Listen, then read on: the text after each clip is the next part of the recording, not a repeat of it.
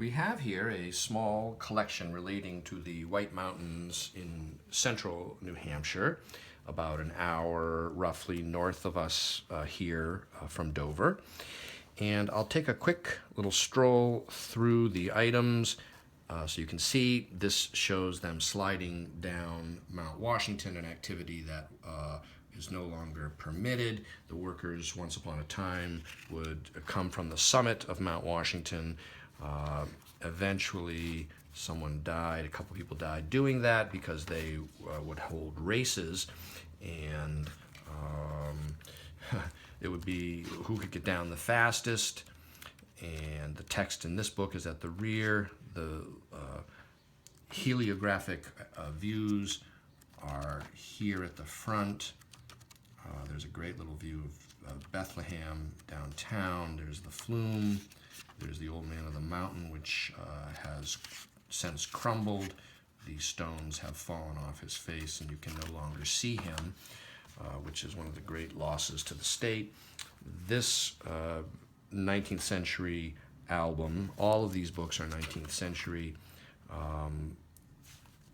has a small flaw, a tear to one of the views right here, the Lizzie Borden monument as you come to the summit on the Cog Railway, which today, by the way, is highly recommended. This Cog Railway, different engines, but same Cog system is in place, and you can indeed ride it to the summit of Mount Washington, which I have done several times over the past years and would highly recommend it.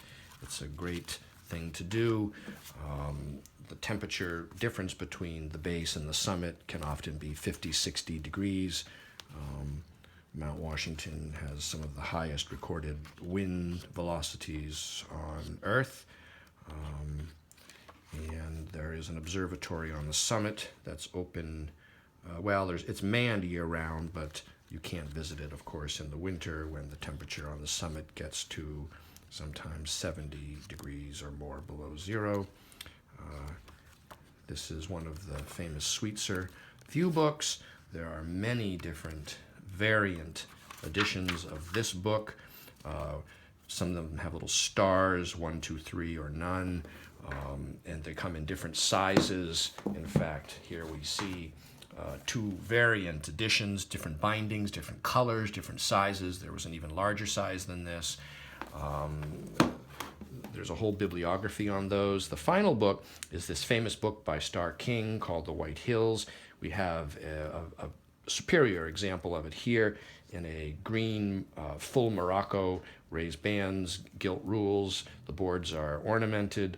There are marbled end papers, and we see here 1869. It's well illustrated throughout, but it also has 3 of these original albumen photographs within the book. Here's one, and here's another one.